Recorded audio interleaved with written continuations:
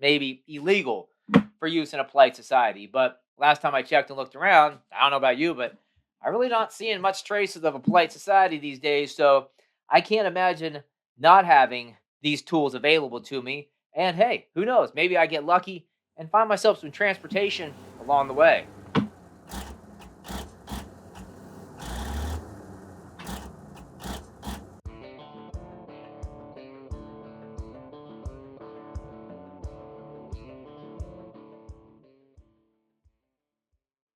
Today, we're having a look at my urban survival toolkit, which is basically designed for use in an urban survival situation where there is no rule of law and I have to do whatever it takes to survive, which may mean breaking into an abandoned building to find some food or shelter. It may mean acquiring a vehicle for transportation purposes that is not my own.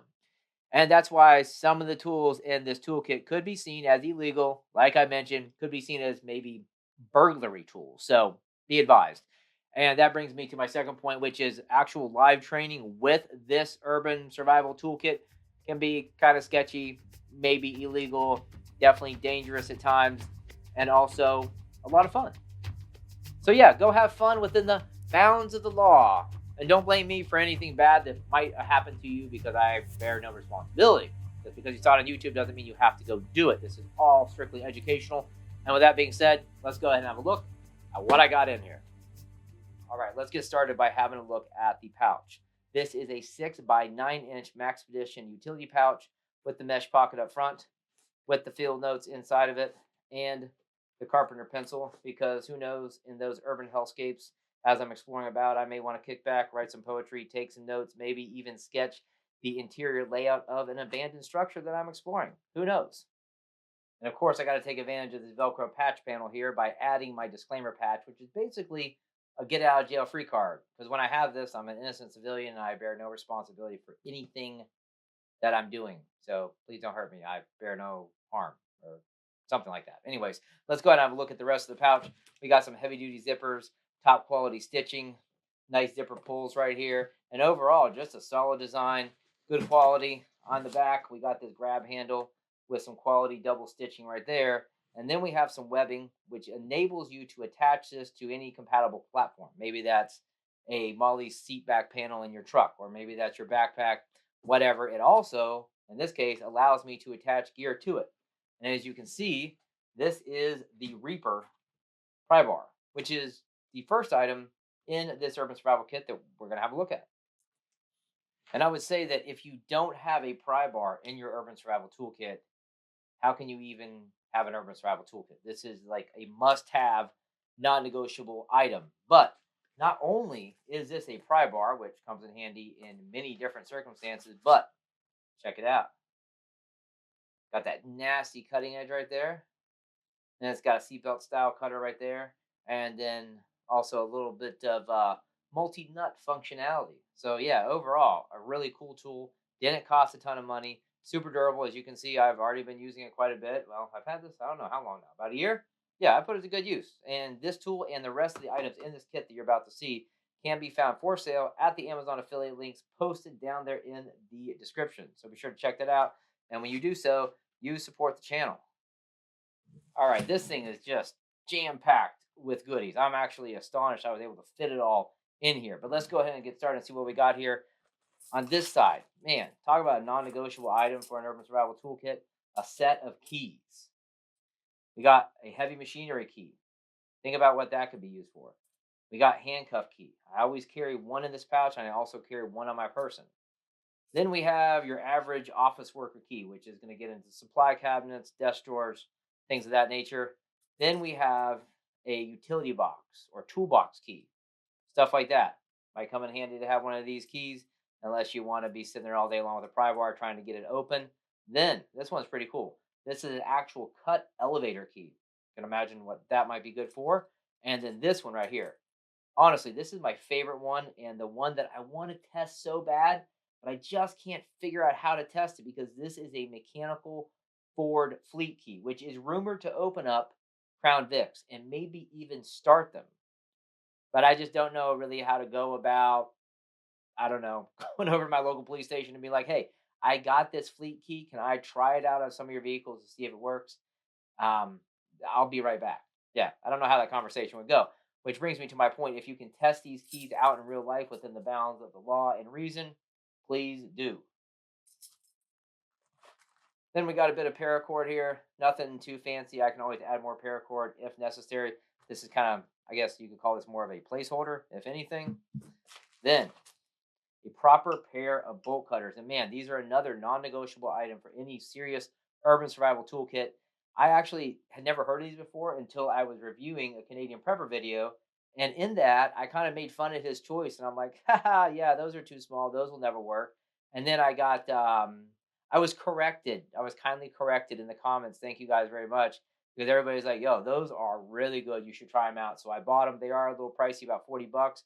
But my God, what a great investment, one-handed operation. I can cut through any type of wire, hard wire, soft wire, I think all the way up to half inch. I mean, it just handles it, right? So any sort of fencing that you need to get through, barbed wire, chicken wire, whatever, this is going to be your best friend.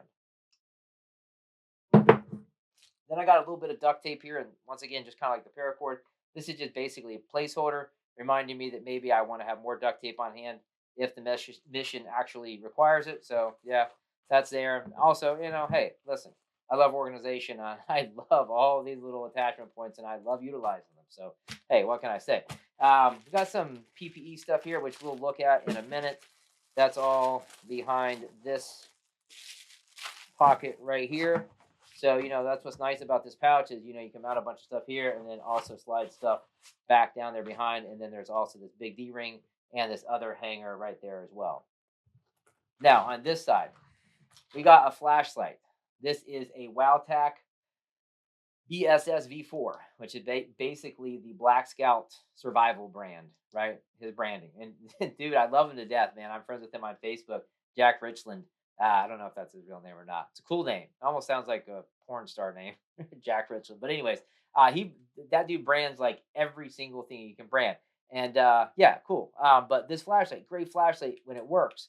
But sometimes it doesn't work, and sometimes its light flashes red. I don't know quite what's wrong with it. It's been a great light for many years. What am I trying to say is, yeah, I need a new light. So $50 price point, multiple lighting modes, and hopefully waterproof. If you got any suggestions, I would love to hear them down there in the good old comment section. Then now what do we got next? We got a good old Bic lighter. Come on, guys. No survival kit on planet Earth could ever go wrong with having a Bic lighter. And I've taken the extra measure of adding a heavy duty duct tape wrap here. And typically what I have is some Ranger bands, but the last time I was out exploring, I used up all my Ranger bands for fire. And you know what? I think, man, am I out of those? I think I am. I need to add some more, but this is just a nice little basic wrap on here with some Ranger bands if they were there. Makes a nice little wrap, lighter. So yeah, got that, the Bic lighter. Hey, here's another non-negotiable item. Gosh darn multi-tool, right? Leatherman. Can't go wrong with that. I can get it out of here.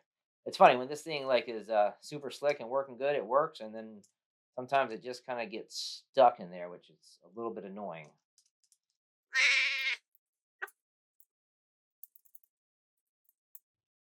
Oh, yeah. So there's a locking mechanism on here that locks it in place. Hello. Um, but yeah. So multi-tool, Leatherman, OHT. Lots of different tools on here. Lots of different options. You got a saw. You got a blade. You got a flat bladed screwdriver.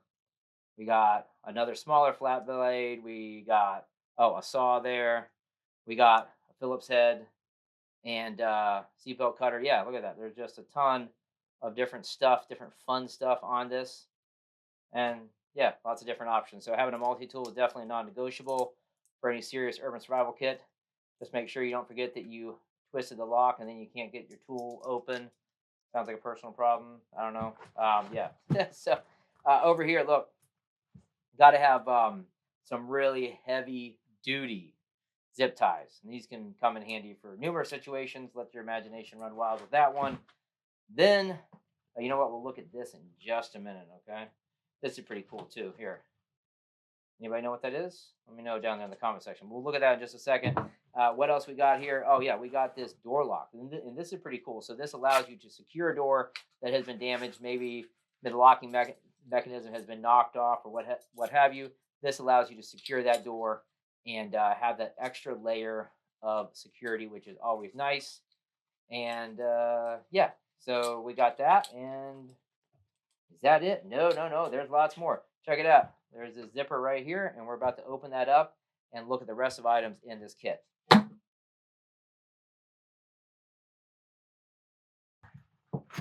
So, got some fun stuff in here for sure. Oh, first, yeah, not really fun or exciting, but some trash bags.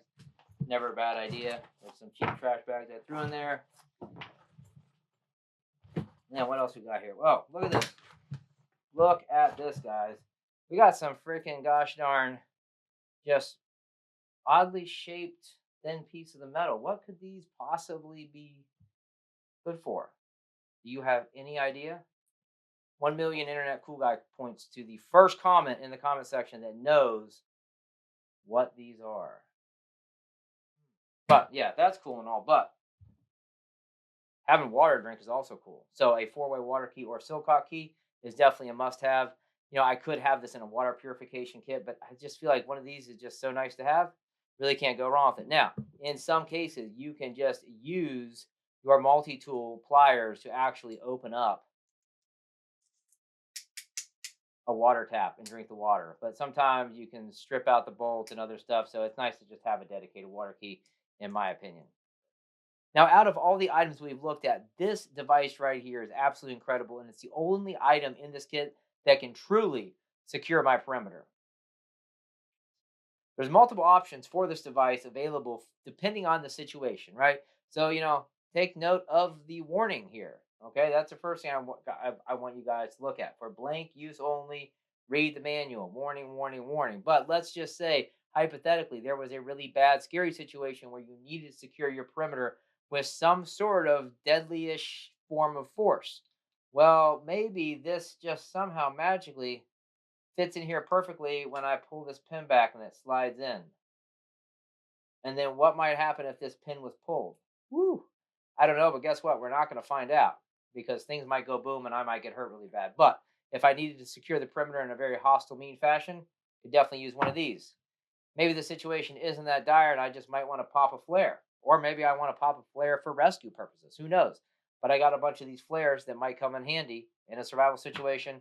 And then also included with this, or I think it's actually extra charge. I don't know. You have to go to the Lockhart Tactical website to check it out. I'll put a link down there in the description.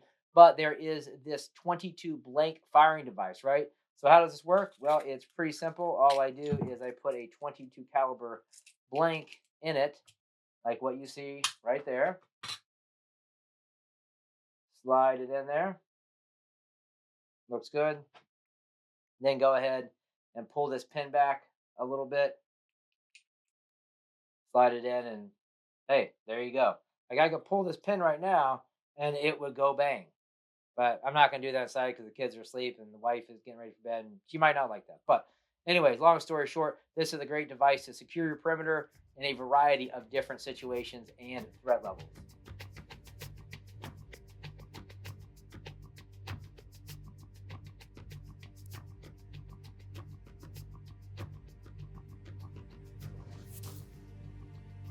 Okay, so there you have it. That is my core foundational urban survival toolkit. But wait a minute, we're not done yet. There's one other extremely important item that I never leave home without, and that is a bit of personal protective equipment, some good old PPE. So, what do we got going on here? Listen, guys, I like to keep it simple, keep it real basic. We got some 3M N95 masks. Man, do you guys remember during COVID, these masks were like, unobtainium, and if you could find them, like $50 a pop?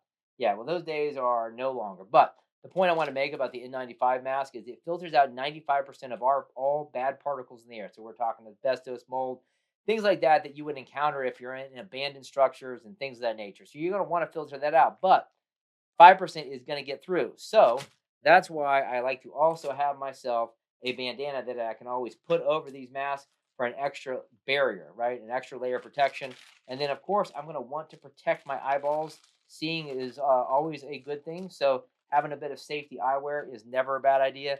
Honestly, guys, though, I always have some sort of heavy duty sunglasses on me or something similar. So I probably want to use these. It's just nice to have them for backup. And then finally, urban environment, we're talking, broken glass, barbed wire, exposed cutting edges and things of that nature, right? So I'm definitely going to want to have a pair of gloves to protect my poor, soft baby hands. As I look at all this gear, I'm actually shocked it even fits in this pouch because I didn't start out with all this. You know what I'm saying? I just kind of added and added a little bit more. I thought, oh, I need that, until I could barely zip it up. And I was starting to get a little concerned. But somehow, by the grace of God, it zips up. And like I said earlier, I truly believe that all these gears are just absolutely essential items that you would want in any urban survival acquisition and resupply kit, if you want to call it that, right? Um, I would want to have all these items, and then from there, I can max things out per the mission, right? So maybe I grab a backpack, I put this in the backpack, I throw a hatchet in there, I throw a siphon kit in there, and I'm out in the field all day siphoning gas. Maybe on another mission, I need some night vision and I need some other tools in order to provide overwatch to a friend of mine who's exploring some abandoned buildings. Who knows, right? The possibilities are kind of endless and only limited to your imagination. But enough about the gear. There's another detail that we need to consider that is super important. So, in this lawful looting and acquiring a property that's not your own, the situation could obviously maybe get a little stressful, get a little tense, and even dangerous. So, personal protection is a must, as you can imagine. Me personally, I'm not going to tell you how to live your life. Firearms and such things are really not my niche, but I'll just say that I'm a big proponent of evil, scary guns that have high capacity mags and are semi auto. And that's about it. And that, yeah, I like calibers like the holy trinity of prepping: the 12 gauge, the 9 millimeter, and the 5.56. Man, you cannot go wrong with those calibers. But I'll leave that choice up to you, your preference, and the mission at hand. Now, briefly, let's talk live training. Google Earth is going to be your friend. Google satellite maps definitely going to be your friend. Or just maybe just Google the term urban X or urban exploring and go drive around your average city. Go check out the urban downtown centers. Go check out the industrial districts, the manufacturing district, the railroad hubs, all those types of areas. You'll probably end up finding abandoned buildings and maybe at least see some structures that you might want to explore or just consider exploring, and you don't actually have to get in there and do anything and get in trouble in the process. And then there's a website that I've linked down there in the description and the pinned post that's going to give you a list of a lot of cool different sites that you can check out here in the South. Like, for example, a little bit north of me is a crashed plane that's just crashed in the woods that I would love to go explore, but I haven't got around to. There's also some abandoned military equipment that I've had the opportunity to explore. So there's a lot of different options for urban exploring out there that you may not have thought of aside from just, abandoned buildings and things of that nature. But whatever you do so in the bounds of law, within reason, and use your personal protective equipment. Stay safe. And then for more videos on urban exploring, check out this playlist. Thanks for watching, and I'll see you in the next one.